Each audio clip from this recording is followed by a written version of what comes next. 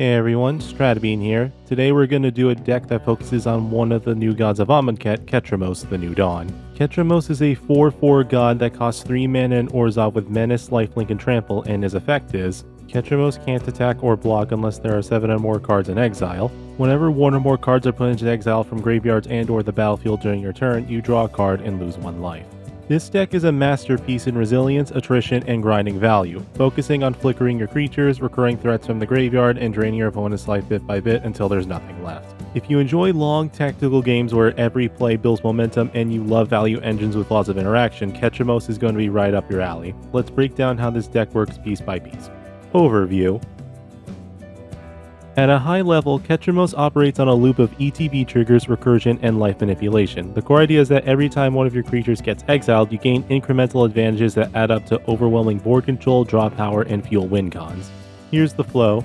1. Blink creatures to reuse powerful ETB effects multiple times per turn.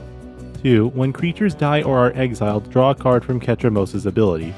3. Drain opponents' life totals with recurring creatures like Grey Merchant and Corpse Knight while simultaneously gaining life with Soul Warden, Soul's Attendant, and or Servandum.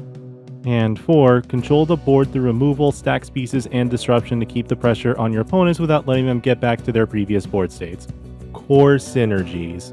Flicker effects are your deck's fuel. Ephemerate and Cloud Shift are your 2 Flicker instants, and Ephemerate has Rebound so you can cast it at your next turn. Restoration Angel and Felidar Guardian are your 2 Flicker creatures and are the 2 most essential pieces for your combos.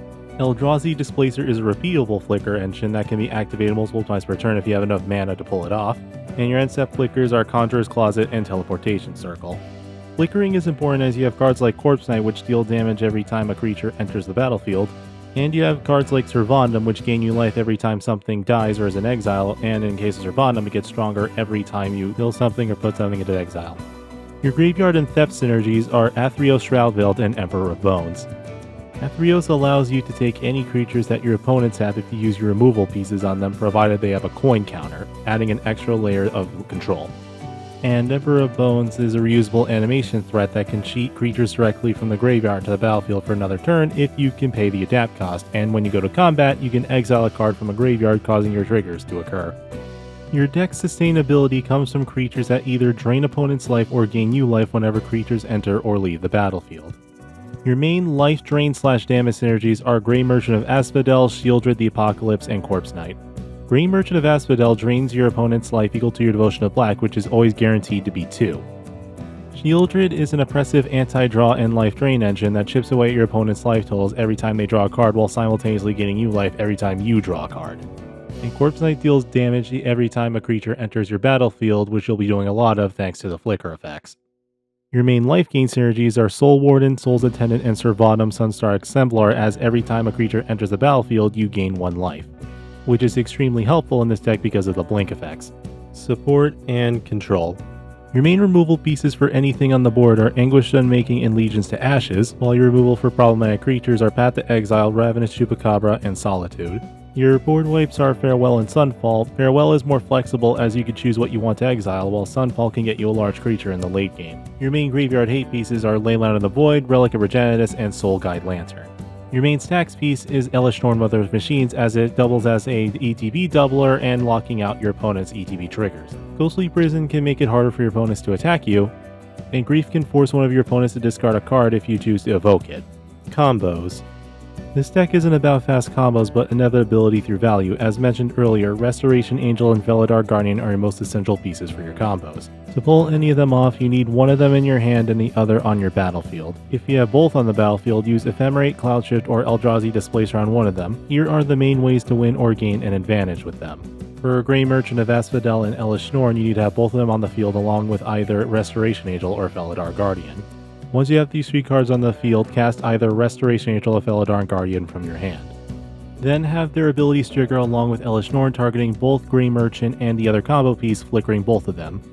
Have both of them enter the battlefield and have Grey Merchant trigger twice, having your opponents drained of at least 4 life. Then repeat this process with the other flickered creature.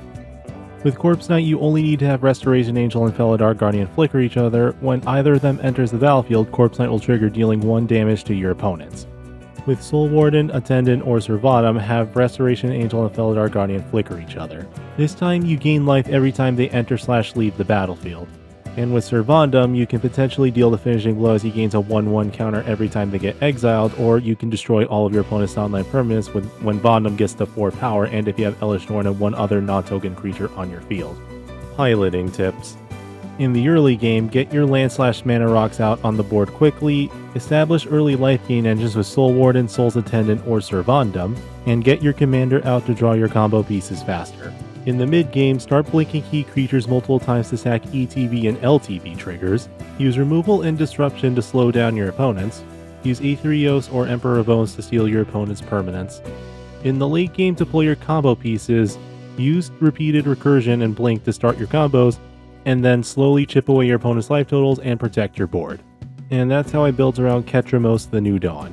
If you like blinking your permanents, setting up draw engines, life gain, and drain combos, and have a little bit of patience, this deck is for you. Thanks for watching, be sure to like and subscribe, and let me know in the comments what commander or deck tech you want to see next. Until next time, keep blinking and keep winning.